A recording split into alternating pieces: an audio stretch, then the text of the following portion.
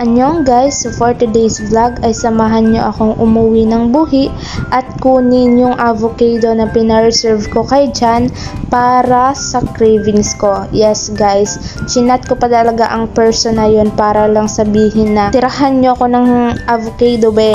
Super nagka-crave ako ba ganon. Kasi ang sarap nung avocado guys na nilalagyan baga ng ng Bear Brand. Alam niyo na yun, tsaka nung asukal. Like super nagka-crave talaga ako ng time na yan.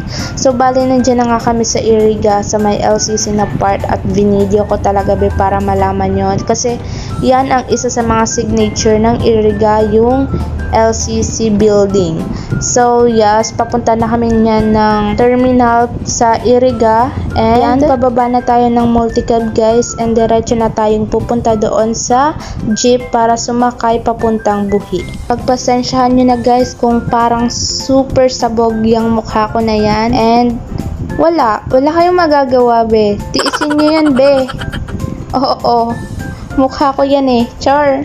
And nagpila na nga si auntie nyo para sumakay dyan sa jeep. So medyo mahaba yung pila guys. Pero nakapasok na rin naman ako. And dito ako pumwesto sa malapit sa may driver seats. Pero dun sa kabila, hindi sa mismong kapantay ng driver seat. So yeah, so nakababa na nga ako ng jeep guys at naglakad na ako papuntang market para bumili ng tinapay at ng iba pang pwedeng maipasalubong doon sa bahay pag uwi ko. So bale andyan na ako sa part ng My Millennium.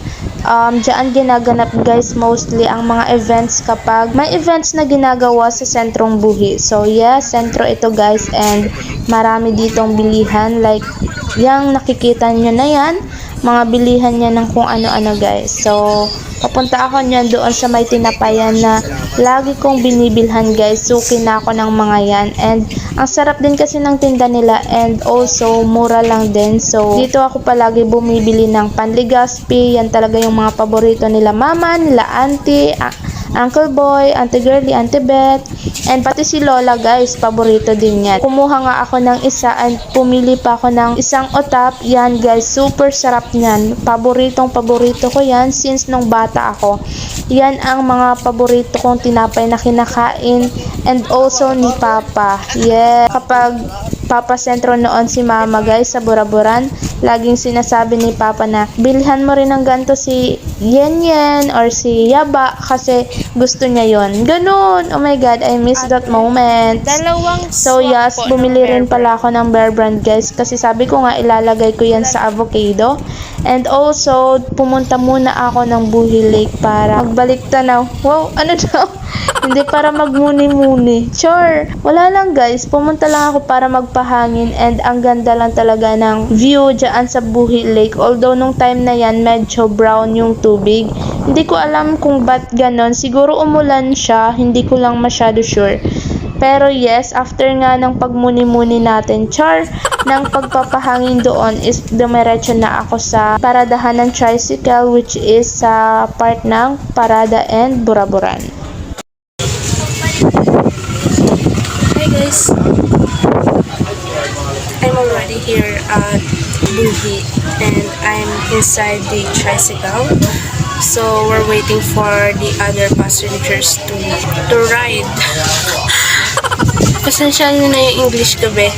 And now, after nito, doon ako bababa sa bahay nila Johnny kasi kukunin ko or kukuha pa lang kami ng avocado. Yeah, that's why I bought a Bear Brand. Kung nakita nyo kanina. And also, ibibigay ko rin yung pinabili niyang ano yun?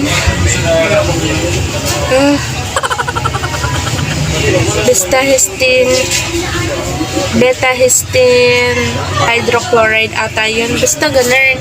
I forgot the name of the medicine. Basta for ano siya, for vertigo, like sakit ng ulo ganun. And yeah, kami pa lang ni Kuya, dalawa ang pasahero.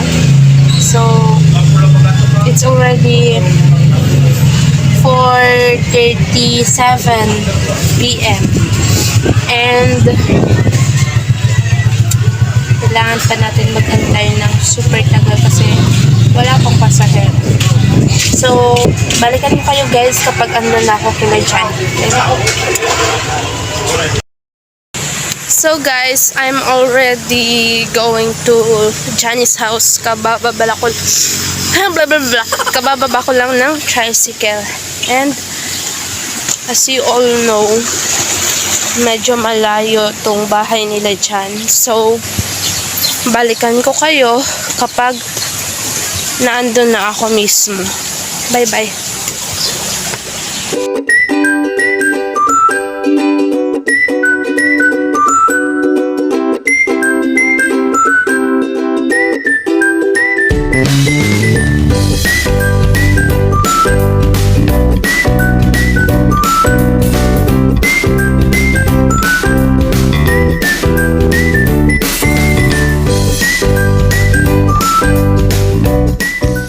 Be, my God, be.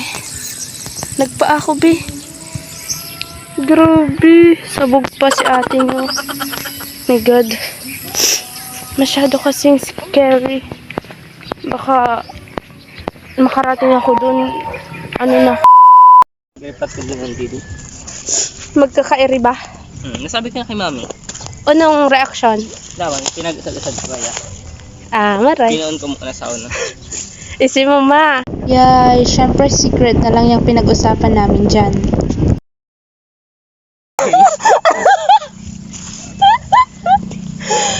Yubi, ano mo.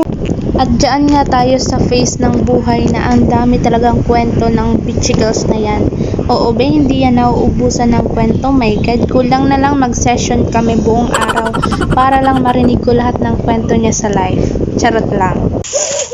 Be! Shoot, tanis. Kaling muli.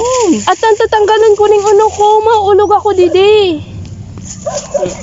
Mamandong ang karten na ulog mo ang ulog. Malapok. Masaligas po yung tour natin. Lapok na ako. Oh my God. I've already got my avocado, guys. Itaas mo, be. Yeah! Masama po yung loob ko na nagbigay ako ng avocadong ganito kadami. Be, nilihi ako. Dahil ka nagiginibo. Tsaka sinabi ko kay Auntie Rosy, yung terong lag ato sa ref nyo. Na Kasi avocado. kinukuha din yung ibang fruits. Dapat sinabi mo para inayat ko, di ba? That's the thing. Hanggang dito na lang guys. Annyeong!